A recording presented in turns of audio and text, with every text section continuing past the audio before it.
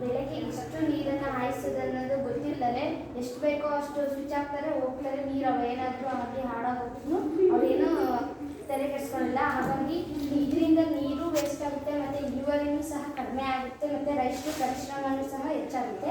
ಹಾಗಾಗಿ ಈ ಒಂದು ಕಾನ್ಸೆಪ್ಟಿಂದ ನಾವು ಈ ಮಾದರಿಯನ್ನು ತಯಾರಿಸಿದ್ದೇವೆ, ಸೆನ್ಸರ್ ಆಧಾರಿತ ಕೃಷಿ ಅಂತ. ಈ ಮಾದರಿ ಏನು ಹೇಳುತ್ತೆ ಅಂದರೆ, ಒಂದು ಬೆಳೆಗೆ ಎಷ್ಟು ನೀರು ಬೇಕೋ ಅಷ್ಟು, ಅಂದರೆ ಒಂದು ಬೆಳೆಗೆ ಇಷ್ಟು ತೇವಾಂಶ ಬೇಕೋ ಅನ್ನೋದನ್ನು ನಾವು ಫಿಕ್ಸ್ ಮಾಡಿಬಿಟ್ಟು ಅದನ್ನು ಇದರೊಳಗೆ ಇಟ್ಟಾಗ ತೇವಾಂಶ ಹೆಚ್ಚಾದಾಗೆಲ್ಲ ಇದು ಮೋಟ್ರ್ ತನ್ನಿಂತಾನೆ ಆಫ್ ಆಗುತ್ತೆ, ತೇವಾಂಶ ಕಡಿಮೆ ಆದಾಗ ಮೋಟ್ರ್ ತನ್ನಿಂತಾನೆ ಆಫ್ ಆಗುತ್ತೆ.